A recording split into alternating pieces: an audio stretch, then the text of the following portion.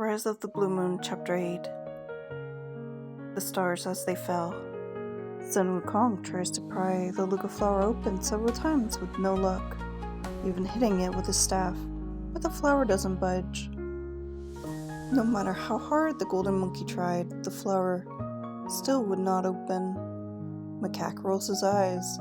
It had been 3 long days and nights of this constant monkey business. Give it a rest already, Wukong. Would ya? She ain't coming out of there until the next blood moon, which is in 3 more days. The 6-eared macaque sighs. I don't give a darn, babe. This is our niece, who is gonna become a monster soon. Do you honestly want the world to end?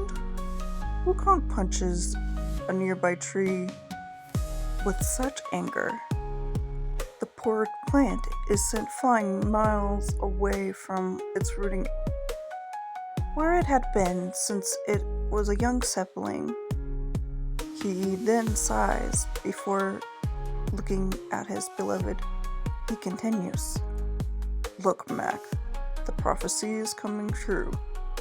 We need to take this seriously, and not just for our sake, but hers. The world's. And she's a dang kid for Buddha's sake. Macaque's face softens a bit before he places a gentle kiss on his husband's cheek. I know, Wukong. I know. Sun Wukong closes his eyes, his cheek pressed against his lover's forehead. The soft purr that he tend to make comes from deep within his throat. His ears lower into his husband's embrace. Inside the large Luca flower, something extraordinary was taking place. The rebirth of the Yukikoi. This would happen every new Earth cycle. The goddess Noah had Akwakai's destiny written in stone. No way out of this one. Without the well toll of death. Wukong and Macaque weren't about to go back to the underworld again to retrieve their niece. It was a heck of a time. The last time they had gone, the monkey teenager's soul. So, day becomes night. Wukong hadn't eaten anything in, nearly a week now. Guarding the Luca flower, like some deranged mother hen, Jack did everything to try and pry his husband's grip on the flower. But the stubborn monkey king dare not budge a muscle. There's gotta be a way to get that stubborn monkey man off that flower egg thing. Ooh, I know, Pixie's noodles. Kong loves the junk. Macaque mutters to himself, shaking his head, before grabbing the phone. Hello, Pixie's noodles. How may we serve you? We make them fresh on the dash. The familiar voice of MK is on the other line. Chimes in.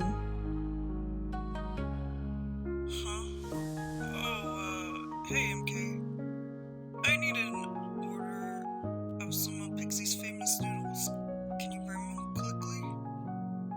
We got a situation. Macaque's 6 ears flick at the constant buzzing on the other end of the line. Righto! How many do you need, Macaroon Man? MK takes out a pen and piece of paper to write down the order for Pixie. Sighing and putting his hand on his forehead, the shadow monkey clears his throat. Better make it a big one. 500, the usual kid. We will have your order ready in 30 minutes or less. Thanks for dining with us. Bye-bye.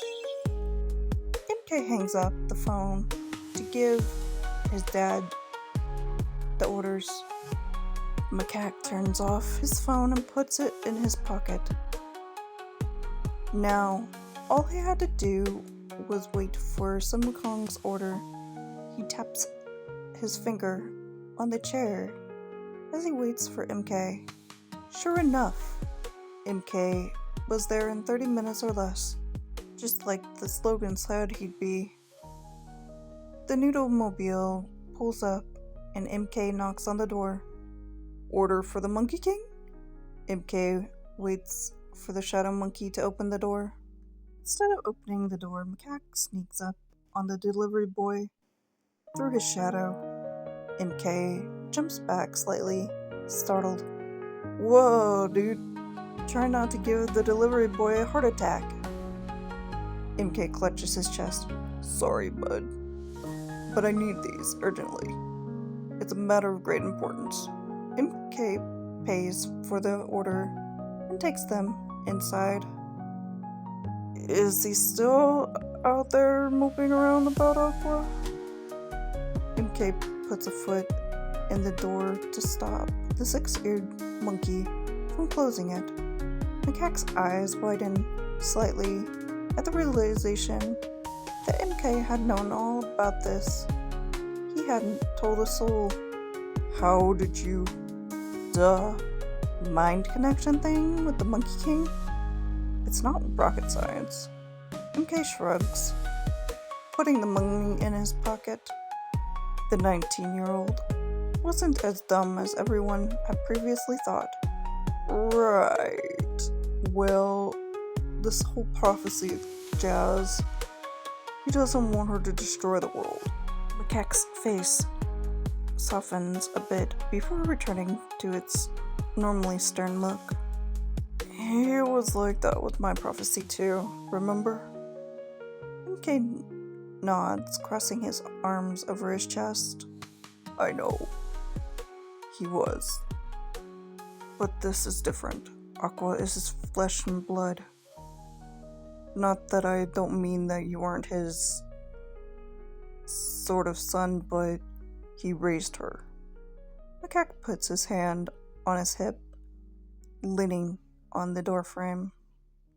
Maybe I could talk to him after we get these noodles to him, of course, and after my shift ends. MK nods before giving him a thumbs up. Well, maybe. It will help, yeah. Let's do it. Here, he's out back, by the peach tree. You will see that big yellow flower he is sitting on. Macaque ushers MK inside as he grabs some of the noodle boxes, and MK, thanks, bud. No problemo, Mac. MK picks up the boxes as they both work as a team, taking the large order into the backyard. Sun Wukong didn't need to eat nor sleep, but he always found himself doing it out of habit. He sat upon the giant flower looking up at the sky. Inside the flower, Aqua Kai swam in her koi form. The poor fish would be trapped in the blasted flower for 3 more nights. And the sun began to set as MK and Macaque finished taking the boxes to the backyard. Peaches, I got a little something for you. Macaque's voice comes from about 5 feet away. Huh? Wukong looks up, but still doesn't budge from the flower. Sup, Monkey King? MK smirks, putting the noodle surprise in front of the flower before whistling. Dang, this thing's huge. Yup, my niece is in there. Wukong sighs, his tail flicking. Eat up. I don't want all these noodles to go to waste. Macaque hands his husband a noodle box. It wasn't like Sun Wukong to pass up on food. The moon rises, The stars twinkle as the air is chilly. The first signs of the prophecy would unfold.